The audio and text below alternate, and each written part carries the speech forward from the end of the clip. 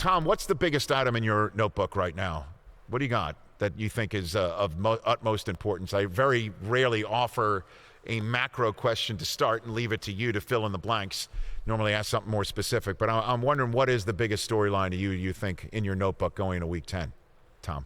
Well, I would say that the biggest storyline in the NFL right now is Dak Prescott. Even though the Cowboys have a lot of ground to make up based on where they are right now in the standings, you're talking about a very significant hamstring injury, which, Ian and I reported on Monday. It was more significant than anybody had realized. Our Jane Slater, our colleague at NFL Network, then added the additional details that it's a partial avulsion of the hamstring tendon.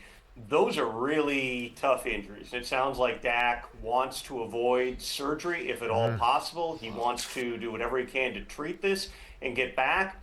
But the tenor and the tone coming out of Dallas right now, when you have Stephen Jones on local radio in San Antonio saying that it's going to be at least 4 weeks before Dak can even think about coming back, if not longer, you're starting to talk about, is there a possibility we don't see Dak again this season, which then has all kinds of other tentacles to this. They've obviously got a massive game this week against the Eagles at home, where the Cowboys simply haven't played well going back to the playoff game last season. It's going to be Cooper Rush at quarterback.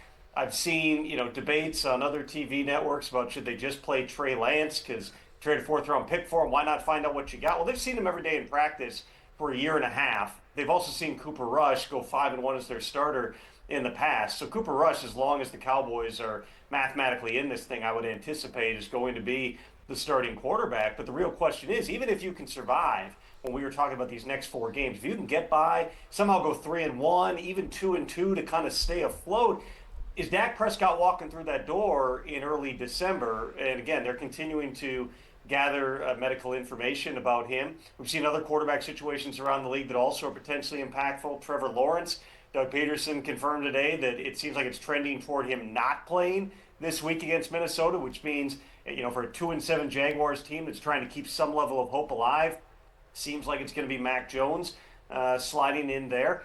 Injuries are a huge part of this, Rich. It's about the timing of them, it's about the volume of them, and whether they hit your best players at the wrong times. A lot of the teams that we're seeing right now that are playing really well, the Ravens being an example, they've avoided the injury bug to this point in the season. Other teams have been, banged up, and then for a Cowboys team that, of course, has been playing without Micah Parsons, who may be back. It sounds like he will be back this week. Without DeMarcus Lawrence, CeeDee Lamb hasn't played well. Dak hasn't played well. But now the prospect of going forward without the franchise quarterback of America's team, this has all kinds of implications about exactly where things go from here in Dallas over the next couple of months. So if Dak doesn't return, let's just throw that out there. We are going to see an offseason in which Jerry Jones needs to make an evaluation on the head coach based on what we've seen to this point. Unless Cooper Rush does something significant to put the Cowboys in the mix, and thus Jerry would be making an evaluation on Mike McCarthy based on the next 7 weeks as well. Or he can just sit there and say, well, I can't really make an evaluation because Dak got hurt. I mean, is that part of the tentacles you're referring to right here, Tom, on that front? It's about everything in terms of where this franchise goes. Remember, there's a decision one way or another for Jerry Jones because Mike McCarthy's contract is up. So you either need to do a new contract with him or move on and find somebody else to coach the football team. I would say this, regardless of what the external impressions might be, Mike McCarthy and Jerry Jones have been lockstep in this thing. They've been on the same page. Obviously, there's frustrations at times with various people in terms of, the lack of activity through the offseason, how slow it was to get the CD deal done, get the Dak deal done. And we'll never know if those guys, if CD had been in camp from the start instead of showing up the week before the game, if Dak didn't have the contract thing hanging over his head until literally hours before the season opener against Cleveland, does this season go differently? It's hard to say. They've got some of the same flaws. They're starting like 5 or 6 rookies.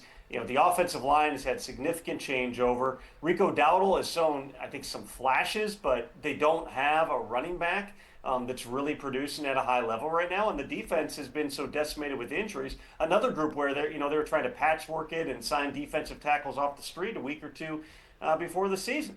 All that said, there's been really no signs internally here that there's a fission in terms of Jerry and Mike.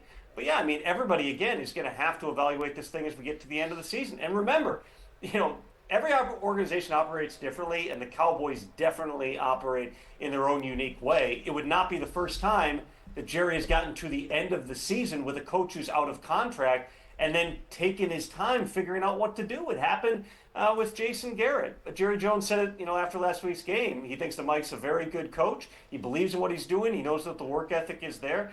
A lot of things haven't gone their way, but let's not overlook the fact they did win 12 games each of the past 3 seasons. Does Jerry Jones, at this point in his career and his life, want to reboot and start over? Does he want to go and try to bring in a new coach? There's obviously going to be tons of Bill Belichick speculation, which I think remains in my mind like a bad fit.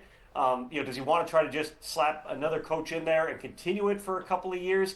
Do they have to go back to zero? I don't see that being an option. I don't think a full rebuild is an option here, and so you have to take all these things together. Is Mike McCarthy the right coach into 2025 and beyond? I would also tell you this, Rich. I've known Mike a long time.